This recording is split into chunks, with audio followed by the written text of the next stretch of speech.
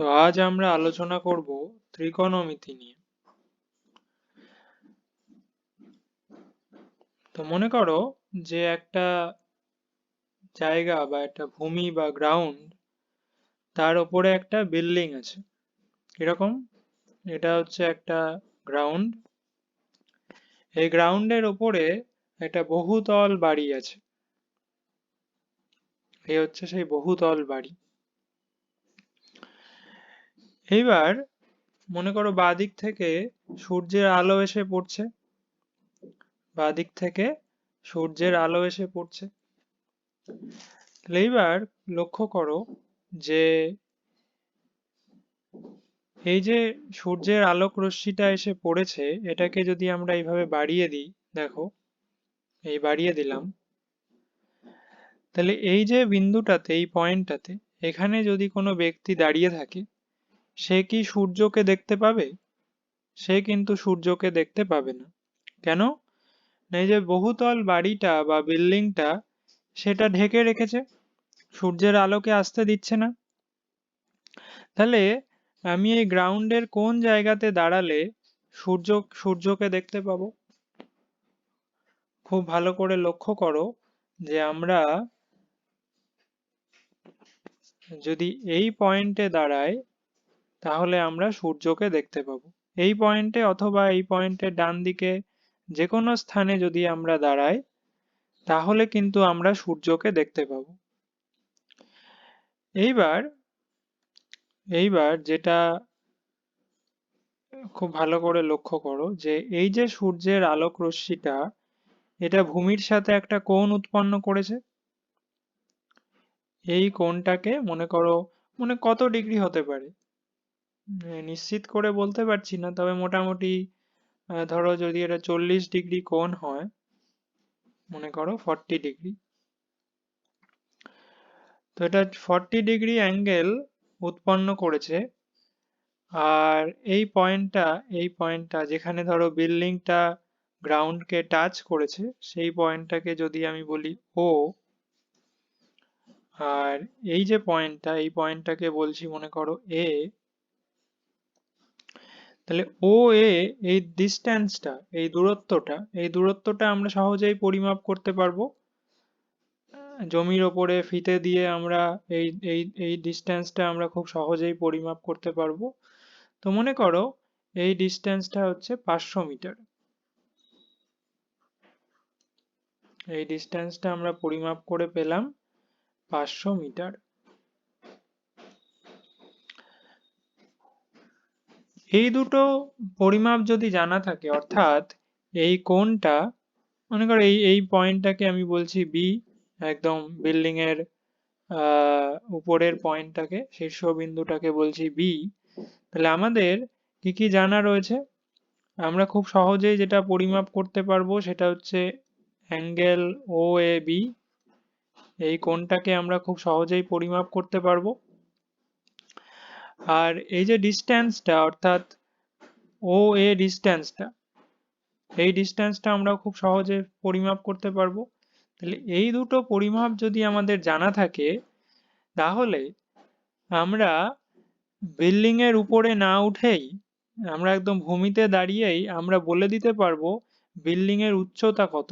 অর্থাৎ এই যে ও বি, এই উচ্চতাটা কত, এই উচ্চতাটা কিন্তু আমরা খুব সহজেই বলে দিতে পারবো। এর জন্য আমাদের ফিতে নিয়ে বিল্ডিং এর ছাদে ওঠার কোনো প্রয়োজন নেই। কিভাবে বলতে পারবো সেটাই আমরা শিখবো গণিতের যে শাখাতে, তাকেই বলা হয় ত্রিকোণমিতি। ইংরেজিতে বলা হয় ট্রিগোনোমেট্রি। ত্রি মানে হচ্ছে 3,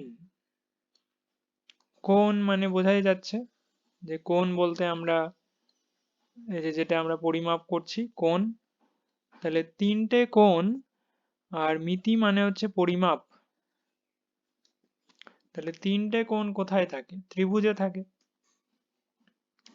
তাহলে এটা মূলত আমরা কি করব এখানে, আমরা এখানে মূলত ত্রিভুজ বানানোর, মানে ত্রিভুজের আহ মানে বাস্তব কোনো সমস্যা সমাধান করতে আমরা মূলত সমকোণী ত্রিভুজ বানানোর চেষ্টা করব। সব সময় যে আমরা সমকোণী ত্রিভুজ পাবো তা নয়, আমরা মনে করো কোনো একটা শীর্ষবিন্দু থেকে ত্রিভুজের বাহুর উপরে লম্ব অঙ্কন করে আমরা সমকোণী ত্রিভুজ বানিয়ে নিতে পারি। তো এইভাবে আমরা মূলত সমকোণী ত্রিভুজ বানিয়ে আমরা বিভিন্ন রকম ত্রিকোণমিতির সূত্র প্রয়োগ করে আমরা অনেক বাস্তব সমস্যা সমাধান করতে পারবো অনায়াসে। তো এইবার তো এখানে যে জিনিসটার উপরে জোর দেওয়া হয় সেটা হচ্ছে যে কোণ। আমরা কোণ পরিমাপ করা শিখেছি। আমরা আহ, এতদিন যে কোণ পরিমাপ করে এসেছি সেটাকে বলে জ্যামিতিক কোণ বা জিওমেট্রিক অ্যাঙ্গেল। কিরকম না, মনে করো যে একটা জাস্ট একবার রিভাইজ করে নিচ্ছি আমরা কোণের ব্যাপারটা। তারপর ত্রিকোণমিতিতে যে কোণটা আমরা পরিমাপ করি, যে কোণটা নিয়ে আমরা আলোচনা করি সেটাকে বলা হয় ত্রিকোণমিতিক কোণ। এতদিন আমরা শিখে এসেছি জ্যামিতিক কোণ, এবার আমরা শিখব ত্রিকোণমিতিক কোণ। তবে ত্রিকোণমিতিক কোণ নিয়ে আলোচনা করার আগে জাস্ট অল্প কিছু সময়ের জন্য জ্যামিতিক কোণ নিয়ে আলোচনা করা যাক। তো জ্যামিতিক কোণটা কি না, মনে করো একটা বিন্দু থেকে দুটো রশ্মি উৎপন্ন হচ্ছে। তো এই রশ্মি দুটোর মাঝে আমরা কি বলি, একটা কোণ উৎপন্ন হয়েছে। তো এটা একটা কোণ। তো মনে করো যে তো এই কোণের পরিমাপ, এই কোণটা কত পরিমাপ কত হতে পারে, এই পয়েন্টটাকে যদি বলি ও, এটাকে বলছি এ, এটাকে বলছি বি, তাহলে বলো যে অ্যাঙ্গেল ও, ও নয়, ভুল বললাম নাকি, এ ও বি হবে। এটা মুছে দিই। তো অ্যাঙ্গেল এ ও বি, এই যে অ্যাঙ্গেলটা, এই অ্যাঙ্গেলটা মোটামুটি কত হতে পারে, আমরা চাঁদা দিয়ে সহজেই পরিমাপ করতে পারি। তো এটা মোটামুটি 50 ডিগ্রি মতো হতে পারে। তো আমরা চাঁদা দিয়ে নিখুঁত পরিমাপ করতে পারি, সেটা আমরা করছি না। তবে একটা জিনিস তো নিশ্চিত যে এই কোণটা এটাকে যদি আমি থিটা বলি, থিটা দিয়ে যদি আমরা চিহ্নিত করি, তাহলে থিটা এটা অবশ্যই 0 ডিগ্রির চাইতে বড়। অবশ্যই এটা 0 ডিগ্রির চাইতে বড়। তাহলে 0 ডিগ্রি চাইতে বড়। আর অবশ্যই এটা 90 ডিগ্রির চাইতে ছোট। তাহলে এটা লেস দ্যান 90 ডিগ্রি।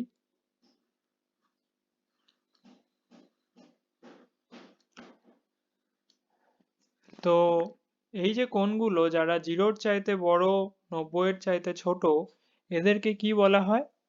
এদেরকে বলা হয় সূক্ষ্ম কোণ। ইংরাজিতে বলা হয় অ্যাকিউট অ্যাঙ্গেল। এই ইংরাজি টার্মিনোলজিস গুলো আমাদের ভালোভাবে মনে রাখতে হবে। তো এটাকে বলে অ্যাকিউট অ্যাঙ্গেল। এইবার মনে করো যে যে একটা বিন্দু থেকে খুব ভালো করে লক্ষ্য করো যে দুটো রশ্মি উৎপন্ন হচ্ছে। এদের মাঝের কোণটা কত? এটা দেখেই বোঝা যাচ্ছে যে এই কোণটা কত। থিটা হচ্ছে 90 ডিগ্রি, দেখেই বোঝা যাচ্ছে। তাই 90 ডিগ্রি বা 90 ডিগ্রি এটাকে আমরা কি বলি? এক সমকোণ বলে থাকি। সমকোণ ইংরেজিতে কি বলা হয়? Right angle. রাইট অ্যাঙ্গেল মানে সমকোণ। এবার দেখো যে একটা বিন্দু থেকে এবার দুটো রশ্মি উৎপন্ন হচ্ছে। এই যে কোণ, এদের মাঝে একটা কোণ উৎপন্ন হয়েছে। এবার দেখো এই কোণটাকে যদি থিটা বলি, থিটা অবশ্যই 90-এর চাইতে বড়। থিটা অবশ্যই 90-এর চাইতে বড়, তাতে কোনো সন্দেহ নেই। থিটা 90 ডিগ্রির চাইতে বড়, কিন্তু 180 ডিগ্রির চাইতে ছোট। এটা 180 ডিগ্রির চাইতে ছোট। তাহলে এই কোণটাকে আমরা কি বলবো? এটাকে আমরা বলবো স্থূল কোণ। ইংরেজিতে বলা হয় অবটিউজ অ্যাঙ্গেল। অবটিউজ অ্যাঙ্গেল। তাহলে এটা হলো স্থূল কোণ। এইবার এই যে মাঝের এই কোণটাকে আমরা আরো বাড়িয়ে দেব, খুব ভালো করে লক্ষ্য করবে। এই কোণটাকে আমরা আরো বাড়িয়ে দেব কিভাবে? না, একটা বিন্দু থেকে এবার দেখো কি হয়, দুটো রশ্মি উৎপন্ন হচ্ছে। দুটো রশ্মি দেখো বিপরীত দিকে যাচ্ছে, একটা গেল ডান দিকে আর একটা গেল বাঁ দিকে। তো এই যে এদের মাঝের যে কোণটা দেখো আগের চাইতে অনেকটা বড় এবার। তো এই কোণটাকে কি বলবো? এই কোণটার মান কত? যেহেতু বিপরীত দিকে গেছে তাহলে এটা কি? এটা একটা সরল রেখা। এটা এটা কি? এটা একটা সরল রেখা। সরল রেখা যদি হয় তাহলে সরল রেখা বলে এই কোণটাকে আমরা কি বলবো? এটাকে বলবো সরল কোণ। এই কোণের মান হচ্ছে 180 ডিগ্রি। যদি এই বিন্দুতে তোমরা একটা লম্ব অঙ্কন করো, এই বিন্দুতে যদি আমরা একটা লম্ব অঙ্কন করি, তাহলে দেখো এই লম্বটার ডান দিকে এটা কত? এই লম্বটার ডান দিকে এটা 90 ডিগ্রি, আবার বাঁ দিকেও এটা 90 ডিগ্রি। তাহলে পুরোটা কত? 90 যোগ 90, 180। এই জন্য এক সরল কোণ মানে হচ্ছে 180 ডিগ্রি। ইংলিশে বলা হয় স্ট্রেট অ্যাঙ্গেল।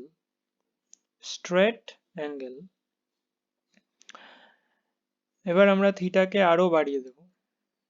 এবার একটা বিন্দু থেকে, এই বিন্দুটা থেকে দেখো দুটো রশ্মি উৎপন্ন হচ্ছে। এবার এদের মাঝের কোণটা থিটা আরো বেড়ে গেল। এই অবধি ছিল 180, এবার দেখো আরো বেড়ে গেল।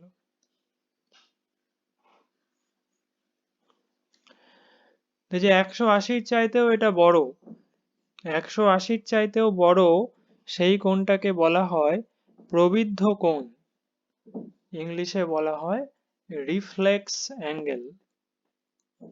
Reflex angle. তো প্রবৃদ্ধ কোণের মান মানে সর্বোচ্চ কত হতে পারে? প্রবৃদ্ধ কোণের মান 180-র চাইতে বড় আমরা বুঝলাম, সর্বোচ্চ কত হতে পারে? আমরা প্রমাণ করব না, কয়েকটা উদাহরণ দিয়ে দেখা যাক, তাহলেই আমরা বুঝতে পারবো যে কত হতে পারে। দেখো যে থিটা, সেটাকে আমরা আরো বাড়িয়ে দেবো। এবার লক্ষ্য করো, এবার দেখো থিটা আরো বেড়ে গেল। এই অবধি ছিল 180, তারপরে আরো অনেকটা বেড়ে গেল। কত হবে এটার মান? থিটার মান দেখে কি মনে হচ্ছে? থিটার মান কত হতে পারে? আমরা যদি এই এই সরল রেখাটাকে বাড়িয়ে দিই এদিকে, তাহলে দেখো এইটা কত? এইটা 180 ডিগ্রি। আমরা আগেই দেখতে পেয়েছি যে উপরেরটা হচ্ছে 180, আর এই সাইডের এইটা কত? এটা 90। এই সাইডের এটা হচ্ছে 90 ডিগ্রি। তাহলে পুরোটা কত? 90 প্লাস 180। 90 প্লাস 180 মানে 270। তাহলে 270 ডিগ্রি। তাহলে থিটার মান এখন 270 ডিগ্রি। থিটা কি 270-এর চাইতেও বড় হতে পারে? দেখা যাক। এবার দেখো যে থিটা এই অবধি ছিল 180, এই অবধি ছিল 270, তার চাইতেও অনেক বড় এখন। থিটা কিন্তু তার চাইতেও অনেক বড়। এর থেকেও বড় হতে পারে। দেখো যদি আমরা এটা নিতাম, তাহলে দেখো থিটা আরো বড় হয়ে গেল। আরো বড় করা যেতে পারে। এই দেখো থিটা আরো বড় হয়ে গেল। আরো বড় করা যেতে পারে। তাহলে কত হতে পারে থিটার সর্বোচ্চ মান? যদি তোমরা একটু দেখো এইভাবে, তাহলে বুঝতে পারবে থিটার সর্বোচ্চ মান হতে পারে 360 ডিগ্রি।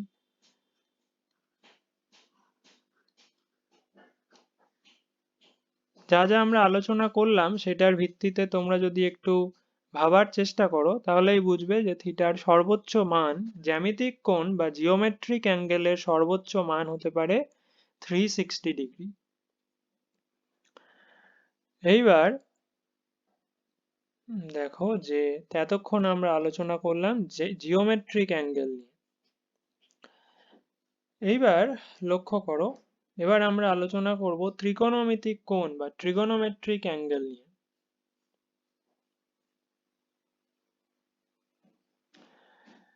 তো এটা একটা রশ্মি, এটা দেখো আর একটা রশ্মি। তো এদের মাঝের কোণটা কত?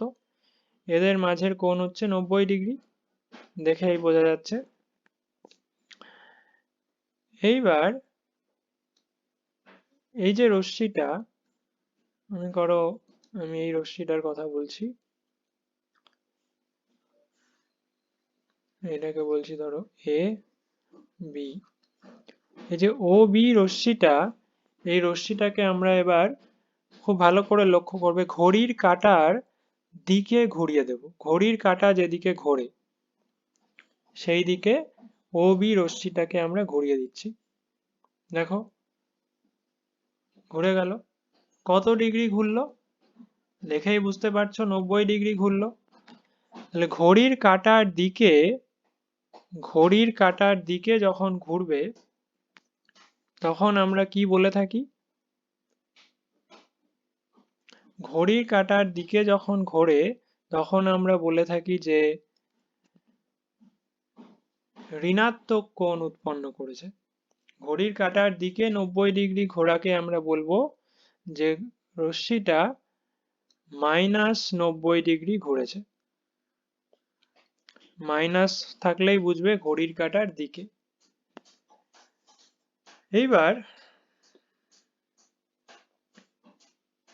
এইবার দেখো যে রশ্মিটাকে এবার আমরা ঘড়ির কাঁটার উল্টো দিকে ঘোরাবো। ঘড়ির কাঁটার উল্টো দিকে ঘুরলে ধনাত্মক কোণ বা পজিটিভ অ্যাঙ্গেল তৈরি হয়। তাহলে বলো, এই যে ঘড়ির কাঁটার উল্টো দিকে আমরা এবার ঘোরাবো, খুব ভালো করে লক্ষ্য করবে। ঘড়ির কাঁটার উল্টো দিকে ঘুরছে, 90 ডিগ্রি কমপ্লিট হলো। এইবার হ্যাঁ, তাহলে কত হলো? 180 ডিগ্রি ঘুরলো ঘড়ির কাঁটার উল্টো দিকে। তাহলে আমরা কি বলবো?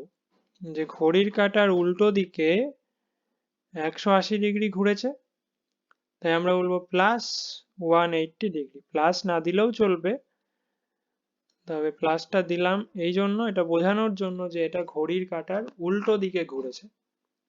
ঘড়ির কাঁটার উল্টো দিকে ঘুরলে পজিটিভ অ্যাঙ্গেল তৈরি হয়। এইবার লক্ষ্য করো, তাহলে এবার দেখো কি হয়। ঘড়ির কাঁটার উল্টো দিকে আরো 90 ডিগ্রি ঘুরলো। তাহলে আগে আমরা ঘড়ির কাঁটার উল্টো দিকে কত ঘুরেছিলাম? 180 ডিগ্রি ঘুরেছিলাম এই অবধি।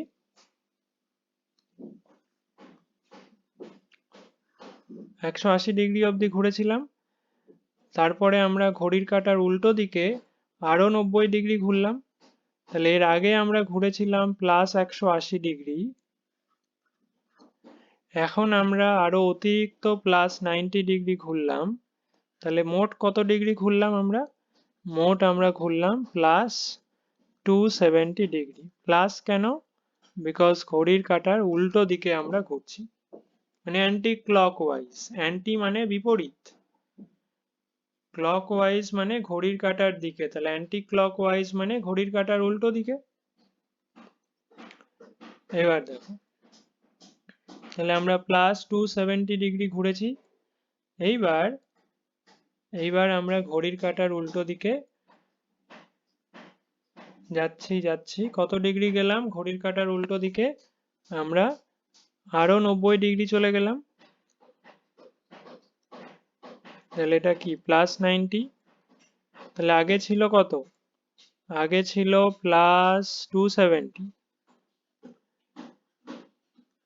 তারপরে এখন অতিরিক্ত 90 ডিগ্রি আমরা ঘুরলাম, তাহলে মোট কত ডিগ্রি ঘুরলাম সবগুলো যোগ করলে কত হবে, প্লাস 360 ডিগ্রি। তাহলে প্লাস 360 ডিগ্রি ঘোরা হয়ে গেল। এবার দেখো কি হয়, তাহলে প্লাস 360 ঘোরা হলো। এবার আমরা আরো ঘুরছি, আরো 90 ডিগ্রি আমরা ঘড়ির কাঁটার উল্টো দিকে গেলাম, ঠিক কি না? আরো 90 ডিগ্রি গেলাম। তাহলে এর আগে আমরা গেছিলাম কত, প্লাস 360, এরপরে আমরা আরো যোগ করছি প্লাস 90, তাহলে সব মিলে কত হবে, প্লাস 450 ডিগ্রি।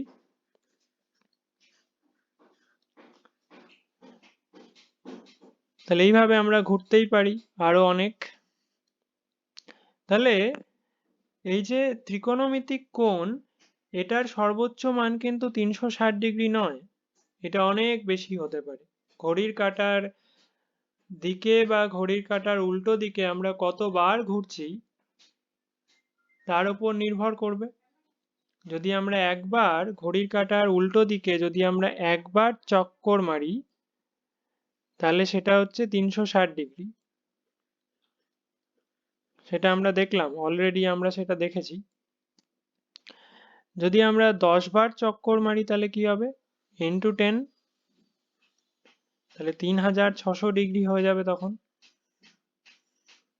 তাহলে ত্রিকোণমিতিক কোণ, এটা হচ্ছে ত্রিকোণমিতিক কোণ।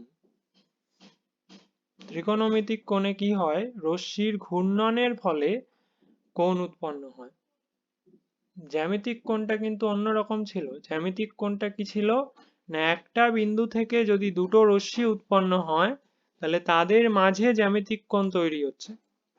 ত্রিকোণমিতিক কোণের ক্ষেত্রে কিন্তু ব্যাপারটা আলাদা, একটাই রশ্মি থাকবে, সে ঘুরবে এবং কোণ উৎপন্ন হবে। ঠিক আছে,